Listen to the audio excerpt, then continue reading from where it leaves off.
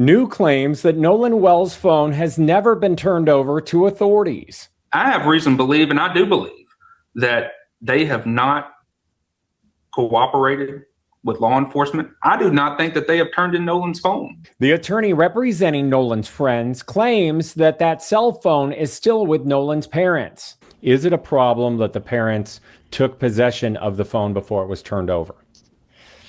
Yeah, the problem is going to come with if someone's ever charged, you have a chain of custody problem, big time.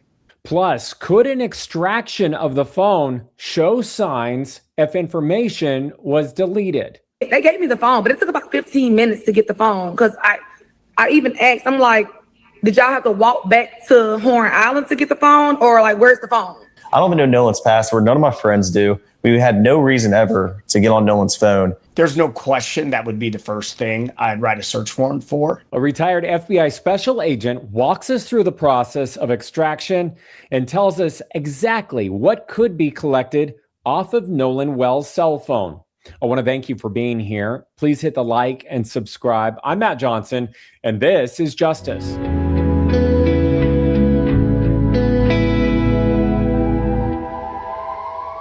Hey everybody, one of the biggest mysteries surrounding the Nolan Wells case is his cell phone. Why was it left behind? What clues does it still hold? And could things have been deleted first? Recently, an attorney representing the friends of Nolan Wells said this on the Dan Abrams podcast. I saw a headline a few weeks back that said, Ben Crump and the family is going to allow the Jackson County Sheriff's Office access to Nolan's phone. You know what I never heard?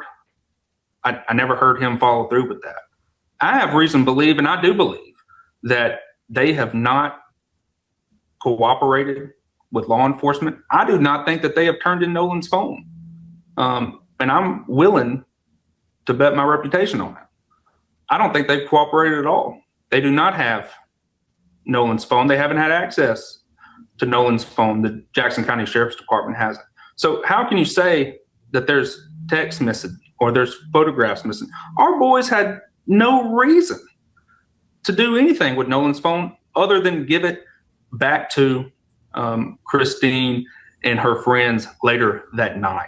Well, the attorneys for Nolan Wells' family released this statement, which in part reads, they want a joint forensic inspection of Nolan Wells' personal cell phone, having the examination conducted through the Digital Forensics Lab at Mississippi Gulf Coast Community College, as well as the possibility of the FBI involvement in the process.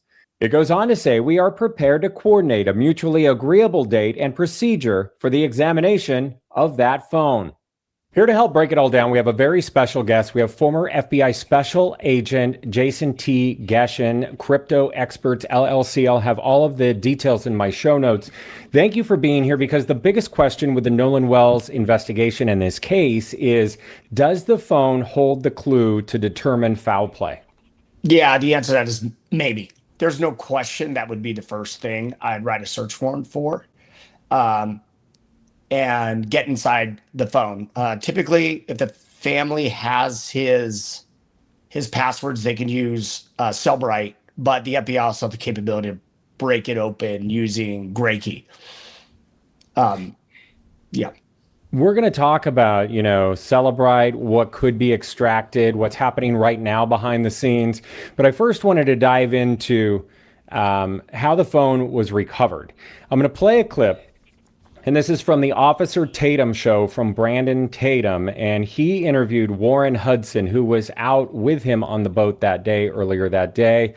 And here's his account of the phone. And he says that they didn't touch it. I'm going to get your reaction on the other side. I told her on the phone before I called the Coast Guard that we had Nolan's phone. Before I called Miss Christine, I asked, I was like, oh, well, where's his location at? Because Nolan had his Snapchat location on for me. And he said, it's Wyatt said it's, in my truck. Like, because everybody who left stuff on the boat, it was Wyatt's boat. So Wyatt put it in his truck, it's normal. And, so the phone was in possession in Wyatt's truck. And when that mom came over and asked for it. There was no issue at all with us giving the phone to her. I mean, Nolan just left it on the boat. We handed the phone to her that night of the 4th of July. And did you guys go through the phone or? Of course not. I mean, well, none of us had a reason to go through Nolan's phone. I mean, there's multiple phones on the boat. Why would it be? And the boat was having issues. Why would our concern be getting on Nolan's phone or something? I mean, I don't even know Nolan's password. None of my friends do. We had no reason ever to get on Nolan's phone and look at anything. I didn't even touch Nolan's phone. None of us touched Nolan's phone until somebody took it off the boat and put it in Wyatt's truck, and then no one touched it until we handed it back, to the mom that was at my buddy's house. Okay, so pausing it right there, because you specialize in cybersecurity, internet, cell phones, wireless technology. That's just to name a few. How difficult is it to break into someone's phone, and is that plausible? Yeah, the only way that would be plausible is if one of those friends had his PIN code. I mean, it's just really that simple. When we do search warrants, one of the first things we ask upon entry, or once we secure a scene, is we ask the people for their PIN codes. Yeah, you can break into the potential with Gray Key, but I really doubt those friends have access to Gray Key. So for them to get access to that phone, even if it's a 4-pin digit, it's going to time out after a couple tries, and then it's going to get progressively longer. And so, like, your chance of guessing the right PIN code, yeah, it's highly, highly unlikely. Even if they were to break into the phone, how much time would you need to access certain applications? He's already talking about Snap, and we'll hear more about Snap in this episode. But how much time would you actually need if you knew what you were doing, if even you had the codes to start deleting information? Oh, and right away. Just like if you went on your phone, you felt like deleting a message that you just sent over, name it, Signal, Telegram, Snapchat. You just go in and start deleting. Just go out. How much time would you need? Because I'm going to get into how much time the mom says that she waited for the phone. Minutes. And I knew, hypothetically, let's say I am the bad guy and I did something bad to Mr. Wells. Yeah, I just go in there right away, and it would take me minutes just to delete everything I felt like deleting. Well, let me play you. This is Tashima speaking with CNN, Laura Coates, and she's sitting there with her son, Javon. So he went out on a different boat. He interacted with Nolan Wells that day, and he's there at the house when the cell phone is handed over. So here is their take. When we started checking the phone, well, for Christine, it said one place, but for them on Snapchat, it showed another place. I'm going to pause it right there. First off, why would there be two locations? Yeah, there's a million reasons why we could have two different locations. It has to do with when a phone syncs. And particularly, I mean, anybody who's ever done Find My Location on their cell phone, how often do you have a location that shows somewhere where it's not at, but it says 33 minutes ago or 2 hours ago it was there? It's not until it makes a connection again where it updates, and all of a sudden it says, oh, no, it's in the corner of your house in that room. So all these different types of apps sync at different times at different spaces. So do I find it all that suspicious that there's a different location present? No, I don't think this is evidentiary at all. Would the power level of the phone make a difference, or when it was turning on and off, or if it was on Wi-Fi or cell service? Because if the Snapchat is working to show the actual location, is that messed up because there's no cell service? How does that work? Yeah, I mean, obviously low power settings can cause some things to stop being used by the phone because it's trying to reserve its energy. But also everything comes into play when it comes to cell site service and the like, because you need to be able to make a connection. And that's, I think, it's a bit problematic. When we talk about the island they were on, there's no cell tower there. There's nothing. It's 10 to 12 miles away from the shore. So the cell site service is really spotty. Now, modern day iPhones do have a satellite feature, but it's very, very limited. We're talking SMS text. Like, it's about all it does. It doesn't do all the other things through satellite. So, I mean, That being said, whatever happened on the island that's local to that device could then be, as soon as you do connect to a cell site back on the main line, then it's going to sync with everything. Then it's going to pass off, let's say, Snapchat items or everything else that happened on the phone. It's now going to potentially sync with iCloud, your iCloud. There's a lot of things that occur as soon as it gets to good cell site service. Yeah, and as we know, we've seen the video. There is, dozens, if not hundreds, of people there in that area with no cell service. And then we've heard the CTO call, which appears to drop out, and some have speculated that that's also because of the bad cell service or the lack thereof there. Yeah. Let's get back to this clip again. This is CNN with Laura Coates. This is Tashima talking about recovering the phone. It showed another place. So that's the place we went to. And it showed that everybody that was in the house, it was like a lot of people there. Like I'm not familiar with all the kids. I only know like one there, but it showed that the phone was at what a lot of people were at. So that's how we knew where to go to. We went there. They were all there. They were sitting there, lights off, watching TV. Did they immediately give you the phone? Because knowing that phone was there. It took about 15. They did. They gave me the phone, but it took about 15 minutes to get the phone. Because I even asked, I'm like, did y'all have to walk back to Horn Island to get the phone? Or like, where's the phone? Because it took so long when they said it was when Wyatt told me it was in his truck. It took him so long to get the phone back to me. Okay, so right there you have your timestamp, according to this witness, about 15 minutes to recover the phone. That foul play could have happened potentially, right? I wouldn't say that. Like, I would need more details. Like, I think as a good investigator, you hold judgment. You don't come out and start making judgments about things. I don't know what occurred. Maybe they don't know where the phone is, but particularly in that house or in the truck. I mean, there's a lot of things that could happen. I mean, if we're talking about a trip, then there's a lot of bags and things get moved around and you're trying to locate that phone. I wouldn't make any judgment on that at all. So yeah, I wouldn't make too many judgments on that. Now, look, Matt, here's what I would do. Allow law enforcement the time to do what they need to do. It's better to have the right answer than a fast answer. And so in that regards, take your forensics off the phone. Do your search warrant to Snapchat. Do your search warrant to Apple and get all the iCloud data because it collects a lot.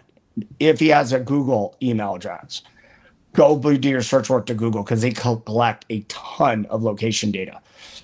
And then compare. That's the key part on all this, Matt, is you don't look at the stuff in isolation. You put it all together and you create a timeline of what this digital artifact is showing, what that digital artifact is showing, and it should mesh. And when it doesn't mesh, there's a smoking gun. There's what shows what's going on. And then you have to explain, why don't these mesh? Why is this drastically different?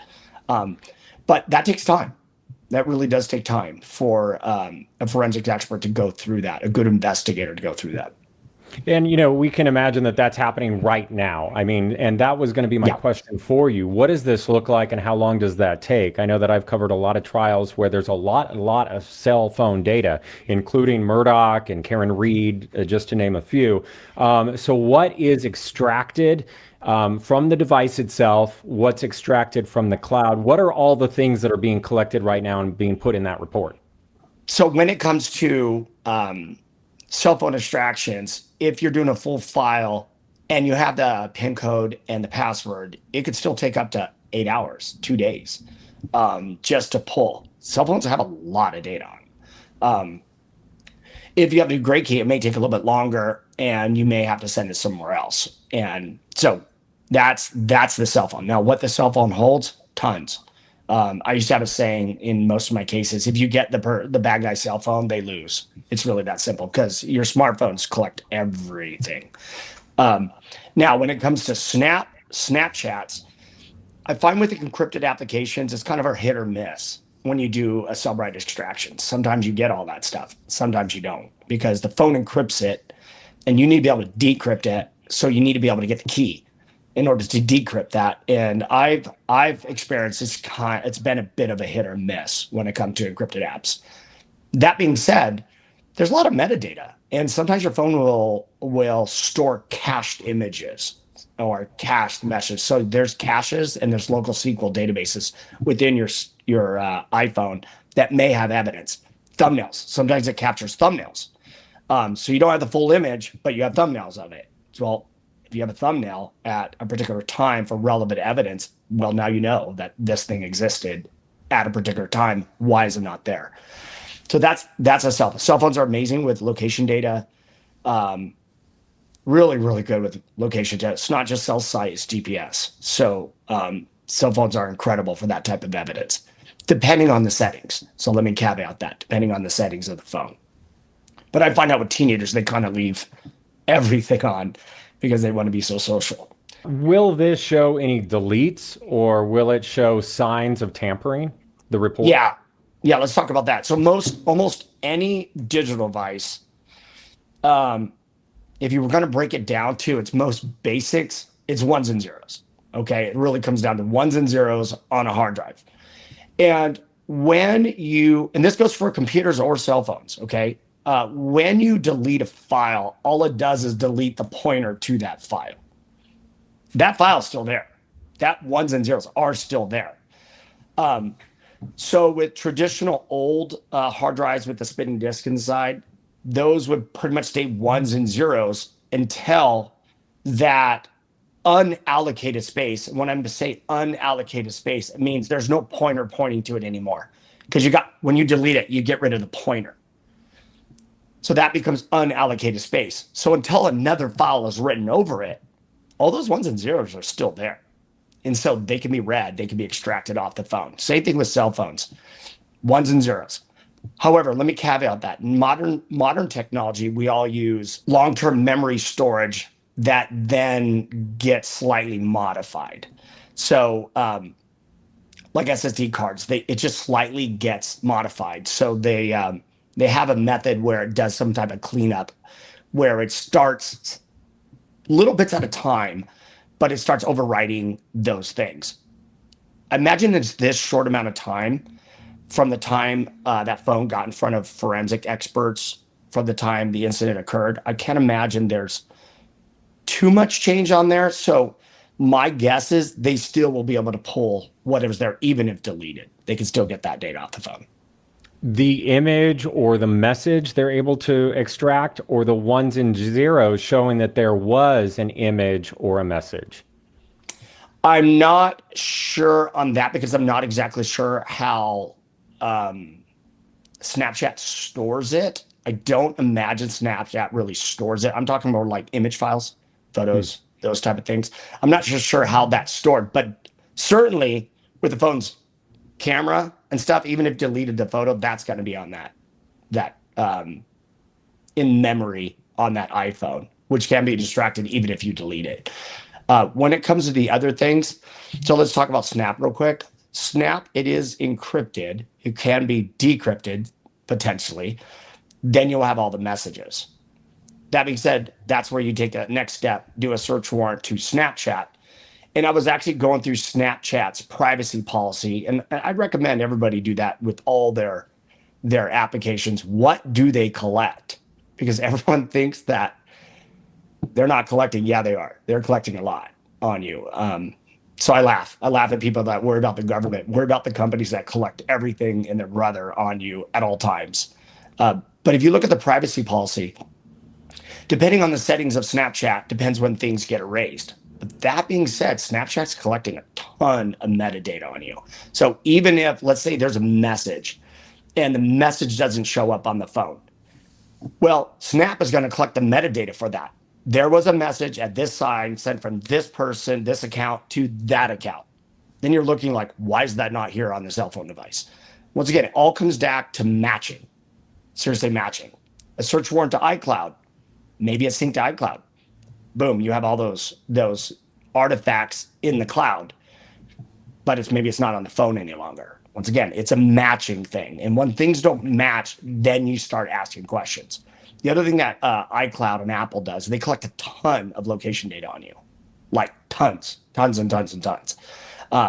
So you take Apple, you take Google, all that location data is huge, because you have to keep in mind these applications are constantly syncing, trying to have things ready for you when you go to their applications. And so all that data is kept. Now, that being said, let me caveat that. They're on an island with no service. So I'm not exactly sure. So I can't imagine that Google or iCloud would be collecting data real time until such time. I don't know if they collect that stuff locally. And then when you go back to the mainland and connect to cell service, then it sends all that data to Apple. I'm not sure on that part of it. And then there's part of the problem too for investigators, because Nolan Wells' cell phone is left on the boat by all of these witnesses and what they're saying. Have we touched on everything that would be found in the reports and what wouldn't be found before we move on? Yeah, I think I pretty much covered it. I do think that, going to your last point, Matt, the part that kind of struck me is when it comes to the usefulness of the phone, when it comes to figuring out what happened to Mr. Wells. Anybody who does a homicide, one of the key factors of doing a homicide investigation, which I've done them, my first 4 years in the Bureau, that's what I did, is pre-offense and post-offense behavior. That's what you want to look at. You want to create a timeline. Unfortunately, the key hours that we're looking at, we're not going to have much. And so if, let's just speculate, you have a malicious actor who did something to Mr. Wells. You still have to get that phone. And if the phone was involved with that or nearby it, you still have to somehow get that phone back to his friends. How the heck did that happen? So my point is, the phone was likely left on the boat. It was likely taken back to the mainland. However, you could, where I see the value in this is, when it comes to anything nefarious, it has to do with people, connections. So maybe that cell phone has photos. Maybe took the phone off the boat, because I agree with teenagers don't normally leave their phones on out of their possession for that long. I would imagine that he probably took photos with him and other people. And so for me as an investigator, I would want to know everybody he came in contact with on that island to create what I'm telling you is that pre-offense timeline. Who'd you come in contact with? Who is that person? The downside, and what's going to be hard for investigators, is you're going to have photos of people. You're not necessarily going to know who that person is. And trying to track down who those people are that he's taking photos with, he's hanging around, that's going to take a long time. So I encourage everybody, it's better to have the right answer than a fast answer. Yeah. And, we've seen the pictures of all the dozens and hundreds of people that are pictured around those boats and the vessels in question from the Cajun Navy, their compilation, their report. It's not an official report, but it does show some of the things that could be evidence. I want to talk about leaving a phone behind. Here is what, again, the friend Jay Vaughn said on CNN, Laura Coates. And then I'm going to play for you what Warren Hudson said on the Officer Tatum show about that. So we're going to play these back to back. I don't think that Nolan would say, "Hey, bro, I'm staying with this girl on the island. Y'all go ahead and go back," without even bringing it, like not even asking to get his phone back. You know what I mean? I don't think that any of that. So right there, he says he doesn't think that anyone would leave his phone behind, especially Nolan. Here is what Warren says. Those weren't the only people. Like, Nolan wasn't the only person that left a phone on the boat.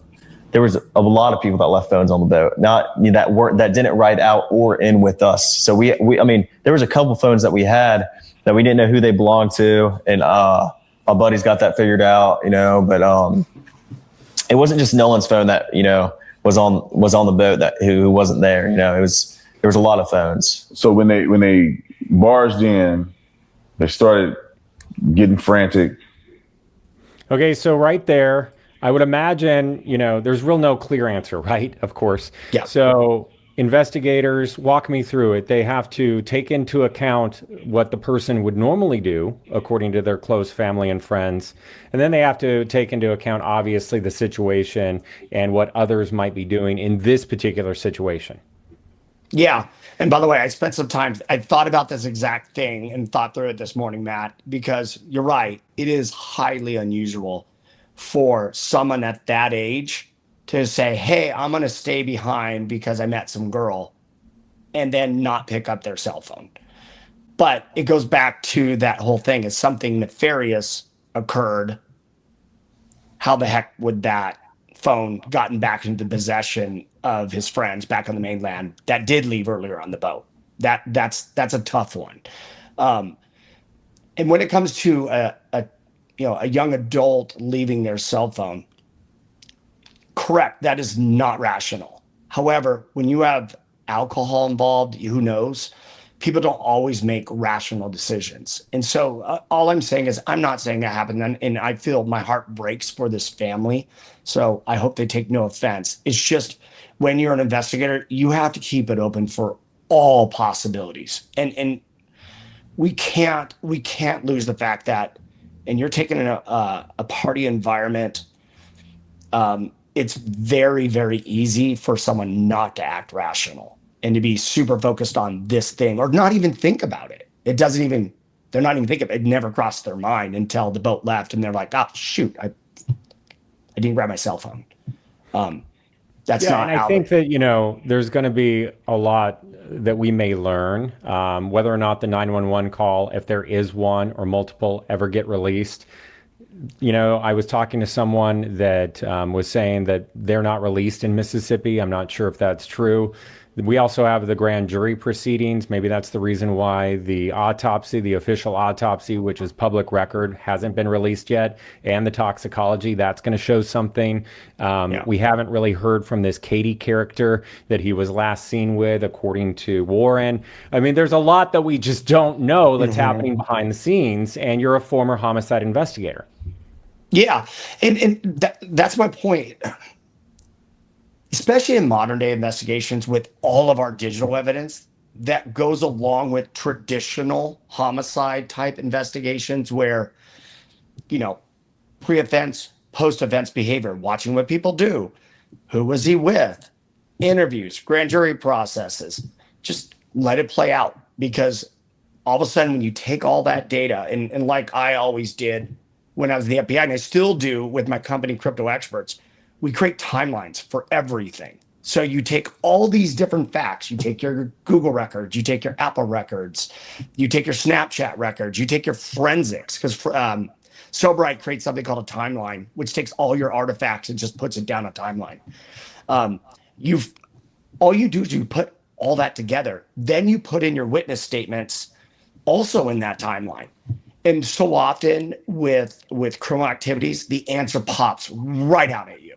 As soon as you get it all together into one set timeline, the answer pops out. Almost every single time it just pops out. Or it'll do if there was some nefarious going on. If nothing nefarious goes on, then when you create that timeline, you're like, okay, that makes sense.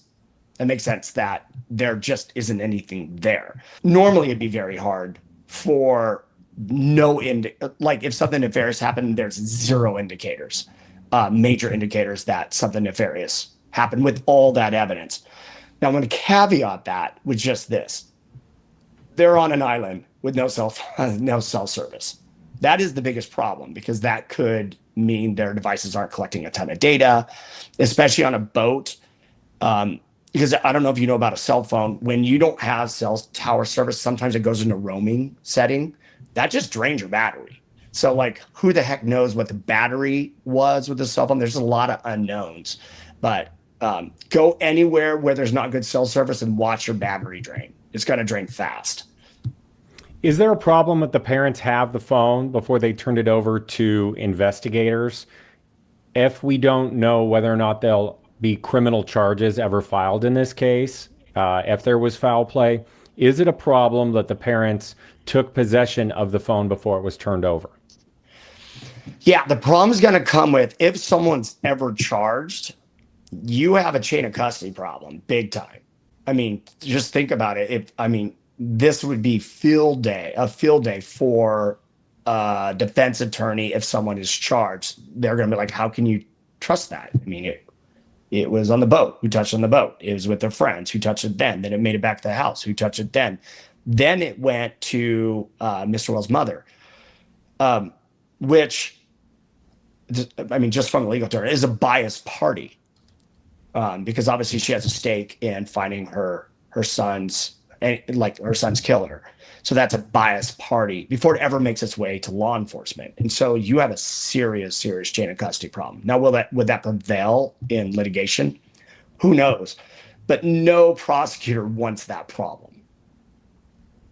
Yeah, so we've touched on what could be extracted from the physical phone and the apps, but then there's also something happening with the parents' attorney, the Nolan Wells family attorney, Ben Crump. He has subpoenaed social media companies. I want to play this. Again, this is with Laura Coates, CNN, and we'll talk about it.